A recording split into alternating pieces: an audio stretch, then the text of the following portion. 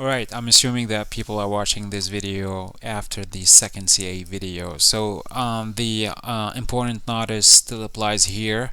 The videos are in no way compensation for not attending the face-to-face interactive lectures, for the simple reason it's that we don't get to interact through the video. It's physically impossible for me to interact with you guys. So unfortunately, until we have a Zoom-like system, interactive system for those who cannot attend the lectures, this is the next best thing that we can do. Although it's missing the part where we get to think out loud together and brainstorm, and get to do the little stuff that we do usually in the face-to-face one, right? So if you're not sick, if you're really can make it in a way or another, especially that most of the lectures this year are not the first slot. Maybe there's only one, the CA one. I have no idea. I don't remember anymore.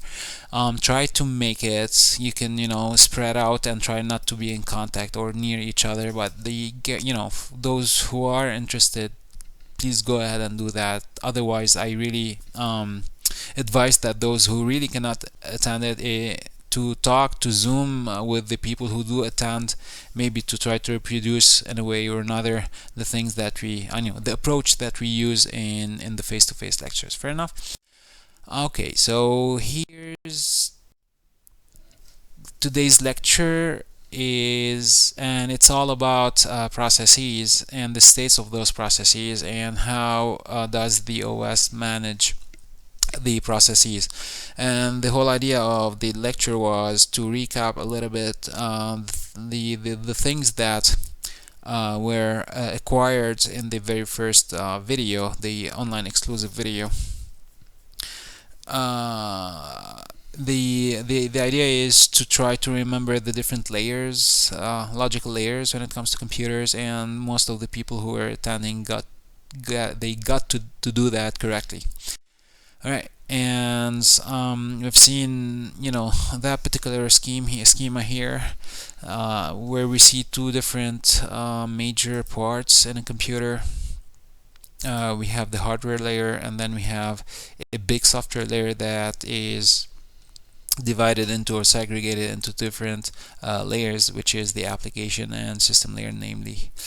And we went ahead and talked about the system layer, and we said that the kernel is inter alia one of the things that are in the system layer, although an operating system could be in between both too. And the whole purpose of the kernel is to deal with the hardware and to try to manage every single element in the computer system. And this particular line here is the ISAT that we're tackling in the CA course. So the whole idea is we try to imagine that an application is not just one bulk program. It's actually many programs trying to run in a concurrent way in a way or another. So you'll be surfing online at the same time playing something on your VLC player, and some email might pop out. So basically there are so many programs trying to run in a way or another in a parallel or parallel-like way. We'll get to that. And this is simply because application software is divided into processes, and we'll tackle those today. One of the questions that I ask is, could we divide the system layer here into something similar to that? The answer is simply yes, because although it's the system layer, it's still software, and software is a bunch of programs that, in a way or another, they want to run in a concurrent way. And we're gonna see what's the real difference between a program and a process. But for the time being, we're gonna see that the system software, once it's up and running, well, it's divided into a bunch of processes. Multiple programs dealing with different things, services, etc.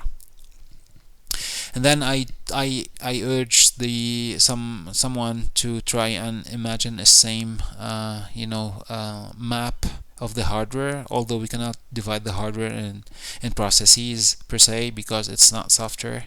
So I try to get their suggestions of what could we divide the hardware into. Many of you guys correctly answered that it could be divided into a bunch of resources. and the most important resource of them all when it comes to hardware is the processor, so the CPU. And then you can have the memory, the different I/O, maybe a mouse, maybe a keyboard, maybe a monitor, a printer, whatever. It doesn't really matter. All right, so a process is a program in execution or about to execute. Fair enough. I personally prefer the the formula about to execute, because it's not necessarily executing, doing something, but it wants to do something, hence it's a process. The whole idea is, well, whenever you're coding in Java, and apparently you guys do a lot of those, so when you are done with your code, you're just writing text and you're saving it somewhere with an extension. It could be, in the case of C, it will be .c, for instance, whatever, and it's saved somewhere. Where exactly? Well, you should know that from the CA course if you're attending the CA course, and this sits on the hard disk, which is far away from the CPU. So it's impossible for that program to execute in the CPU before running through different other stages or the memory hierarchy, right? In a way or another, we're gonna find out that it's not completely true, but at least it shouldn't be fully sitting in the disk. At least partially it should be loaded into the main memory also, or the cache, in a way or another, then to make it possible for the CPU to read the different instruction or get the variables that it needs, etc., etc. So this is what I wanted to show. So we have the code itself, the program code, that's the passive, and then we're having something, right, a bunch of a card. Let's see it as a card where it has a couple of information about the process itself, and we're gonna call those attributes. Let me erase the, where is it? Okay, voila. So we have the attributes here, and we can start reading the attributes that are found in the, what we're gonna call the PCB, which by the way stands for process block, because it's a block, and the thing in the middle is control. All right.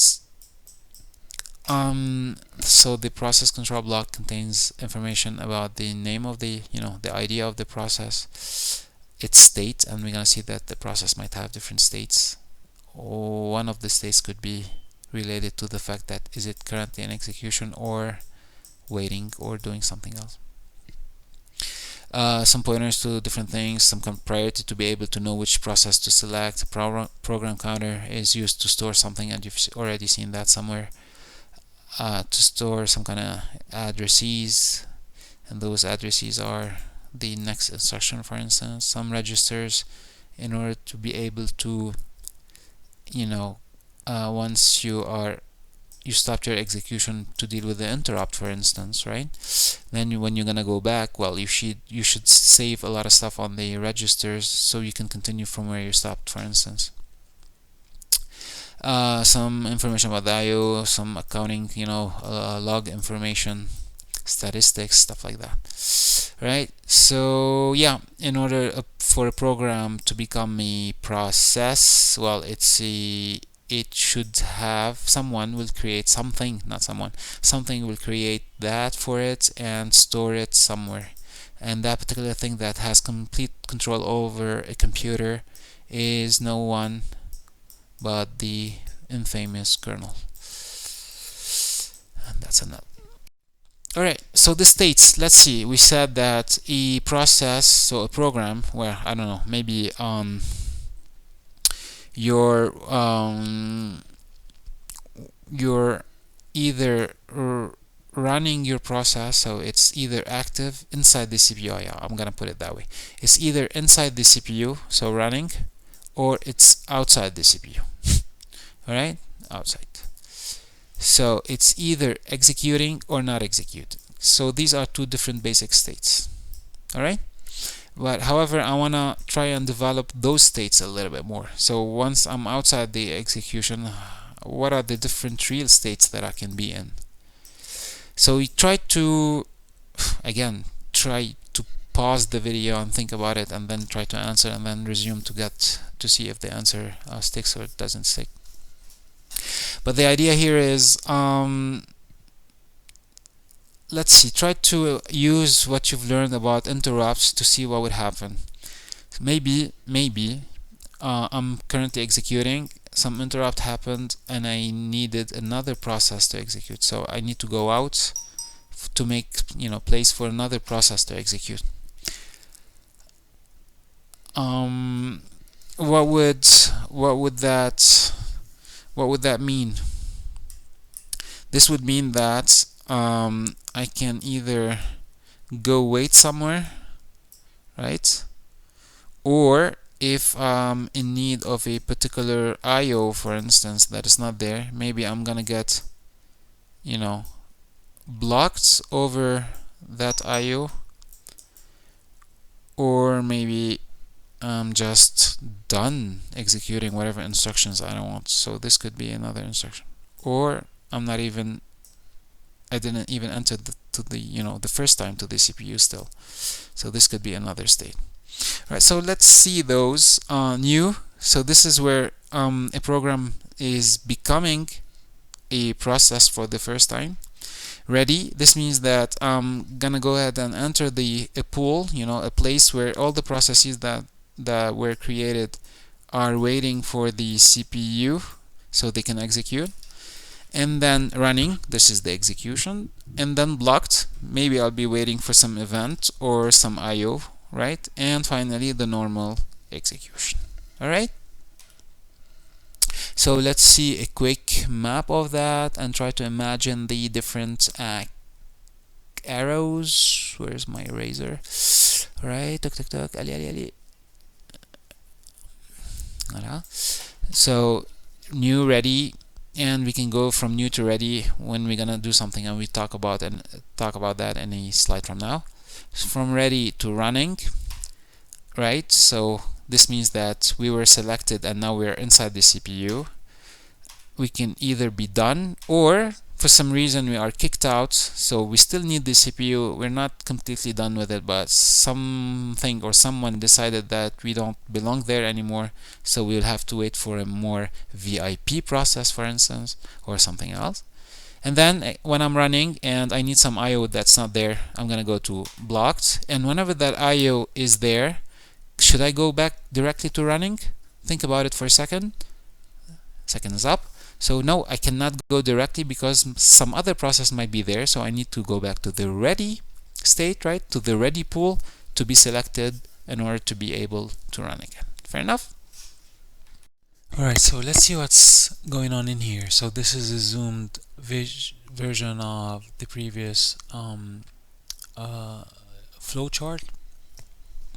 And here we're gonna go ahead and try to put names on the transitions. Fair enough? I need the laser pointer. So yeah, the transitions here, we need to think about what enables going from that state to that state, from that one to that one, from that one to that one, etc., etc. So this is where we spend some time with the students trying to understand the transitions and coming up with names. So here I'm going to give you the result. All right, so before being a process is just a dull program sitting in passive memory or secondary memory. Fair enough? And once the OS, especially the kernel, notably the kernel, decides that it has efficient resources, memory, etc., to take on an additional process, this what will become of the program. It will become a process, and it will join the ready list, the ready pool, in order to be selected to run in the processor. All right, so I'm gonna say it right now. I've already said it in the face-to-face lecture. We're gonna consider computers with mono processors, so only one CPU in the computers. Unless told otherwise, you're gonna have this presumption. This is the the premise of this course. You're gonna consider that this is the hypothesis, unless told otherwise, right? So this is where the program becomes a process, and we're gonna see next year together, if I'm still around and if you're still around, how we're creating a process. And you can feel it, well, when I talk to you about system calls, for instance, in the previous lecture. One of the system calls is to create a process. So it could be process create, task create, something like that. And we're going to handle those next year in the embedded system course. So once in the ready state, a process might get selected. Fair enough. So a bunch of processes, and it will get selected in order to run on the CPU. What could be a selection base for this process? So if you have 3 processes, for instance, what would make it that process number 1 or 2 or 3 is selected instead of the other 2 processes? So it could be based on priority, fair enough, or the first one to be created, it will be allowed here. So it really depends on the system we're implementing. There are so many combinations and different mechanisms to use depending on the application and the context. Fair enough. When we are running, if we're running and we have, let's say we're using a priority based mechanism, and some other process with a higher priority became ready, so the kernel will kick me out to make up place for the more VIP process. Fair enough. I'm still not done. I'm not blocked over a resource, and we're gonna get back to that later. However, just someone threw me out of the room, so I still need the CPU. However, I'm gonna wait for it in the ready room while the VIP process is running. Fair enough. Another type of going back and forth between the ready and the running is the exact thing that I told you about the impression of parallelism. It's when 2 processes, let's say that we have 2 processes in the ready state here. So process number 1 will go first for some time, and then when the time is up, it will be kicked out by the kernel. So process number 2 will be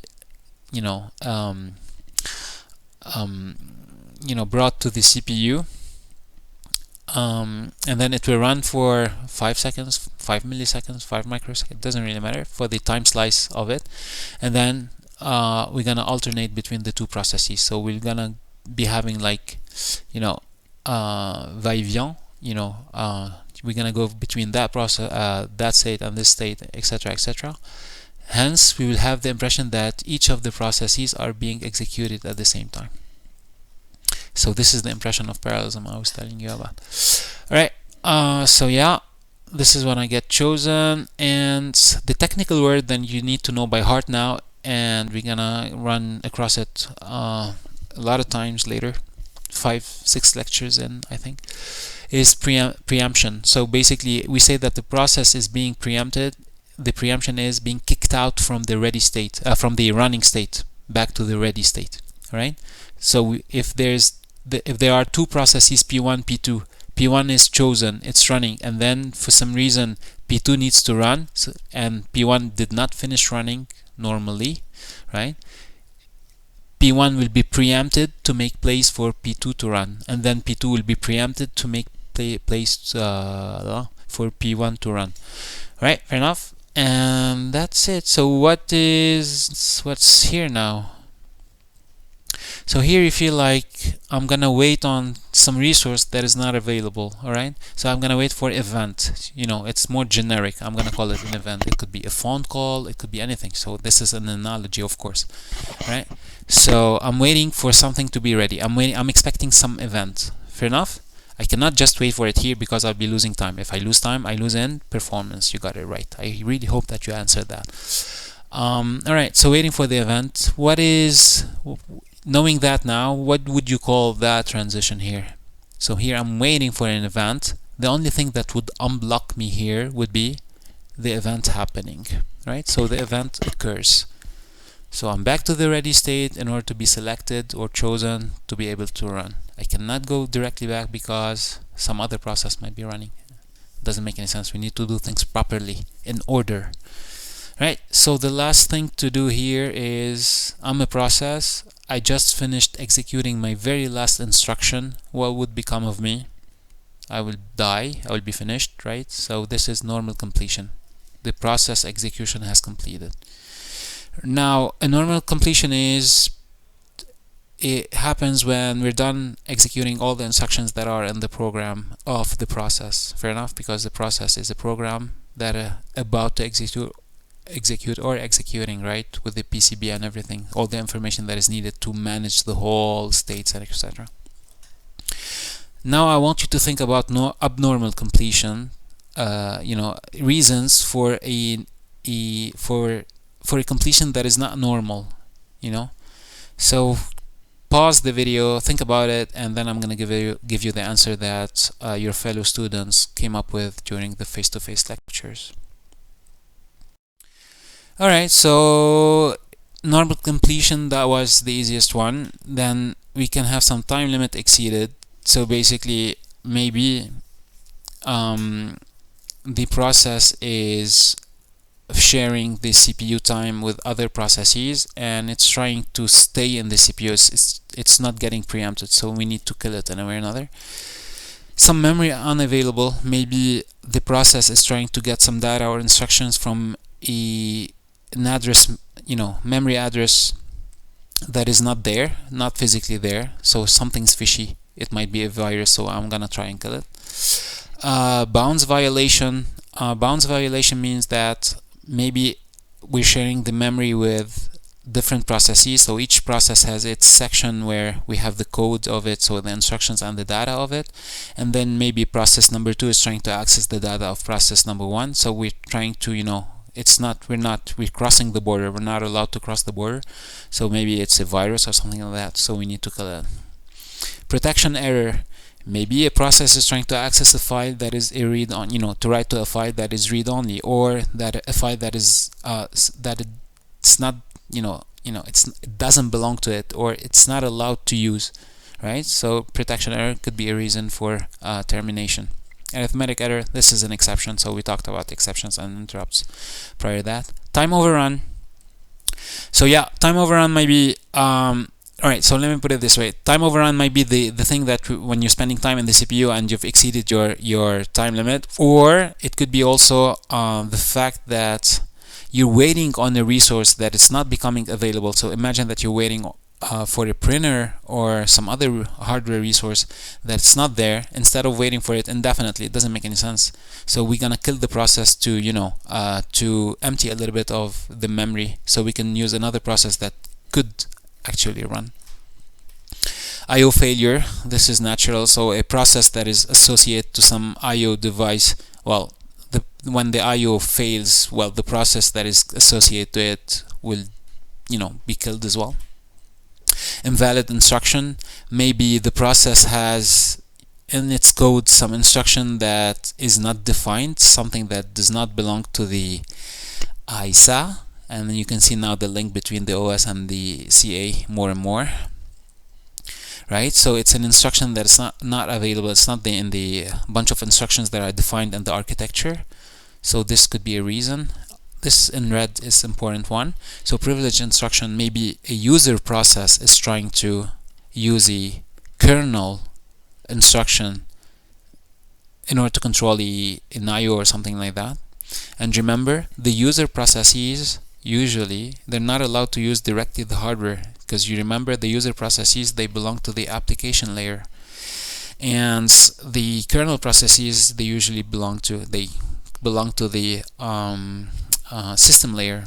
So each and every time a user process needs to use hardware, it needs to do it indirectly through the kernel. So this is why we have system calls, so interrupts and system calls. So basically, maybe the process here is trying to directly use an instruction that is only meant to be used in the kernel mode, not in user mode. So here it's a privileged instruction, they're not allowed to use it. We just kill the process. Data misuse, maybe data is over there, but we're trying to misuse it in a different way. Maybe we're not respecting the type of the data, float, integer, something like that. Or simply someone got bored with the process. So I don't know, maybe you're watching a YouTube video and then you feel that the whole web browsing experience is too slow for you, so all you have to do is if you're a Windows machine, you're gonna go, I mean, a machine equipped with a Windows operating system, this is the proper technical term of it, you're gonna just press Control Alt Delete and go ahead and kill the process. So this, the operator, the user, the computer user might do that, or just the kernel for some reason decided to kill a process for some reason. And finally, another one in red, parent termination. So this could be an occasion for me to tell you a real life story. So some of the computer, operating systems out there, kernel Unix like or Linux like, especially Unix and Linux, the whole operating system starts with one process and then it keeps on duplicating in a way or another. So it, one process will have children, and each child will have children on its own. So the whole process, kernel processes, will come to life, and then the whole system will be up and running. Fair enough. So the whole idea here is, if for some reason some of the processes are terminated, all its children are terminated as well. Right? So some of, if one process is terminated, all its children are terminated as well. And you're gonna have fun a little bit with the fork system call in the tutorials, so stay tuned. Right, so this is exactly one of the things that I might give you in an exam, and I'll let you try analyze it, and then I'm gonna ask you questions about it. So one of the first questions that I might ask in an exam, providing a schematic, a figure like that, would be how many processes are concerned in the system. And naturally you can see that we have two processes here. Fair enough. Then go ahead and pause the video and try to analyze the whole thingy, and then we're gonna talk about it. And you see here that we have a process P0 seems to be executing before P1, because this one is executing while this one is idle, and then it seems like this one is executing while that one is idle, and there's a switching back and forth between the two. And here you can really feel that there's something, as if something is going in parallel in a way or another. It's extremely fast, so it feels like they're executing in parallel. However, remember, it's only one CPU, and they're taking turns into the CPU in order to execute the things. However, in order to unload a process from the CPU, well, we need to save some stuff regarding the process. It could be where did I stop, what is the number of instructions that I already executed, at which address, what are the IO that are concerned with me, what resources do I need, what is my priority, what is my name, stuff like that. So I need to save them somewhere, and you've learned today that we save those in something that we call a PCB. So P0 will save its stuff in PCB 0, and then once that is done, P1, in order to be able to execute, it will load whatever it saved earlier, right, in the PCB, or the first, things. The first time that I'm executing, I'm going to load some stuff that are already defined in my PCB, so I can get to execute. And then when my turn is, my turn is over, I'm gonna go ahead and save my attributes in the PCB, and allow the second process to load its attributes in order to be able to execute. So you can see that it's going really quick, back and forth, and we have an impression of parallelism. Right. One little thing that you need to understand in an operating system, and especially when I say operating system, I mean the kernel. So when it comes to the kernel, everything is handled as interrupts. So even the time ticks, every single thing is defined. The time axis is defined by interrupts. And we'll dive into those next year when we're going to talk about embedded systems and deal with real-time operating systems. Alright, so yeah, that's pretty much it, I think. Right, so here we're talking about the queuing model, because we've seen the states earlier. So you remember how many states we've seen? And by the way, the states that we've seen, these are the logical and generic ones. Maybe some other models exist out there. So instead of having only, I don't know, blocked state, we could have a blocked state and a state that is a zombie state, for instance.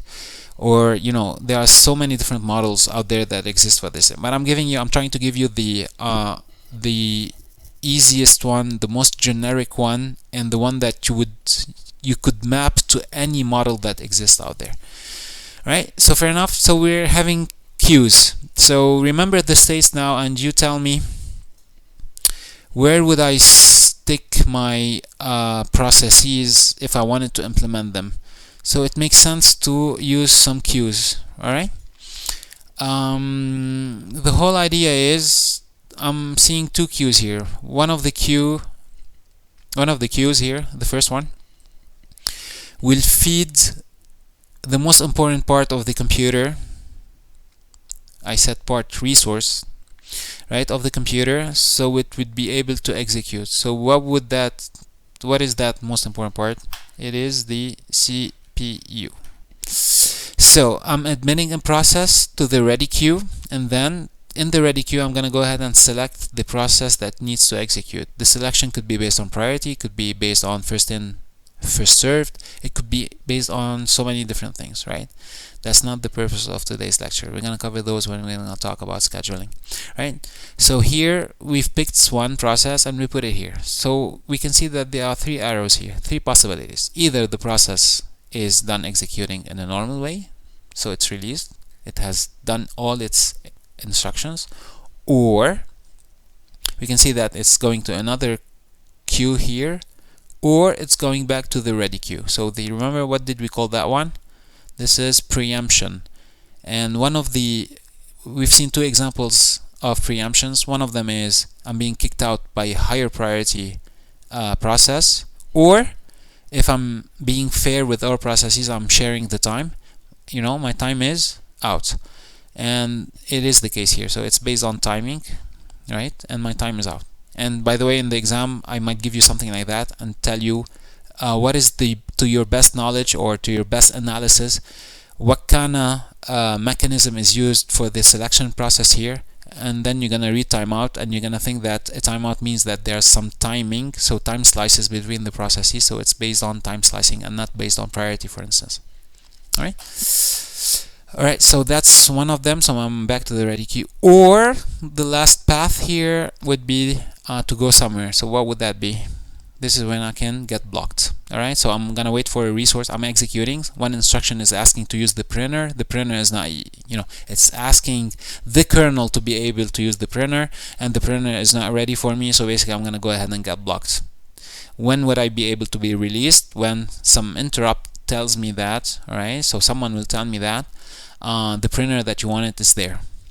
Let me think a little bit. So imagine that I'm having three processes. Process number one went there, needed the printer is not ready. Now the printer is ready, so it went out and started printing something like that. Fair enough. And then it was released. However, the printer needed to cool off for a little. So process number two, also instruction number 5, needed to print something out. So basically the printer is not ready now, so the process will get blocked. Process number 3 is instruction number 10, for instance, is trying to use the printer as well. The printer is still not ready, so basically we're gonna go to the block state. Now I have two processes here, P2 and P3. So the question is, which one should be unblocked first when the printer is ready? Think about it.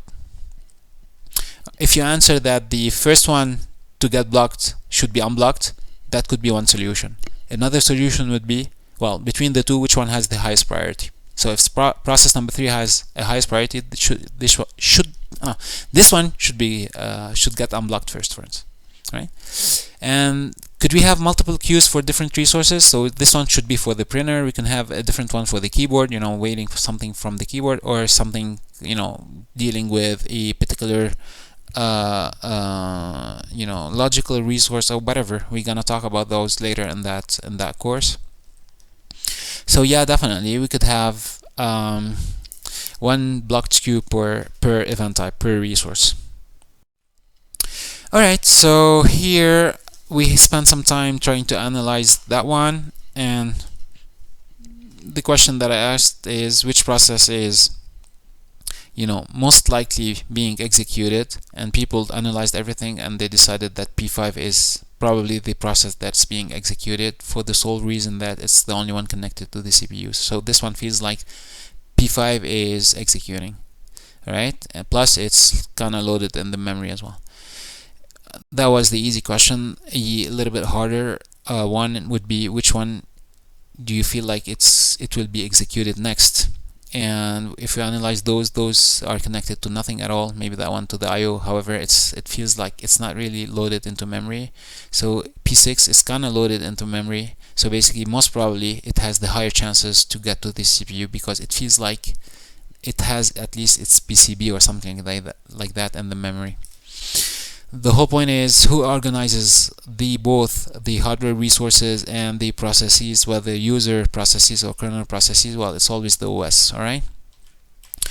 So the OS role, and notably the kernel, is to schedule and dispatch. For now, we're going to confuse the two, and then we're going to see that there's quite a difference between the two. So schedule is the selection from the ready processes, which one will be executed, and then we're going to give them the resources that they need, and then provide via system calls. These are the infamous APIs. And I had a nice conversation with one of your colleagues in the face-to-face lecture when I asked, in C language we use system calls such as printf, for instance, because we're going to print to the console something, right?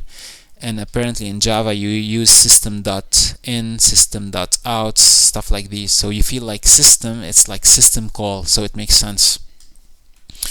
Alright, and yeah, so who is the master of the universe when it comes to the computers? It's always the kernel. The OS, but notably the kernel. Kernel is the one that manages everything. Alright, so in order to do that, well, the OS, again, the kernel, it has different structures. It maintains different, structures to maintain the information about the different resources that it has. So of course we need some tables about the memory to see the different available spaces, stuff like these. We'll talk about that when we're going to tackle memories in the OS. IO tables as well, of course, which one are available, which one are not available, which one are connected, which one are not connected, which one needs their driver to be updated, stuff like that. File tables, well, if the hard disk is connected, is not connected, if there's enough space on it, etc., etc. And then most importantly, this is what we talked about today, is the process tables. And what I want you to notice from the whole thingy here, so of course we have a process table that keeps on growing until a limit when I have no more space in the memory to admit more processes. Hence, this is why sometimes when you double click on some application on your computer, well, it takes time to start because maybe the OS is trying to make some space for it. Sometimes it never really starts at all, so you need to restart your computer or just kill other processes in order to make space for it, etc., etc. But what I really want you to notice here is the thing called process image. And why call it process image and why not just process? Well, the answer is, well, if I'm using PowerPoint right now, well, I'm having the PowerPoint process. However, I used PowerPoint yesterday. Does this mean that it's the same process? Well, no.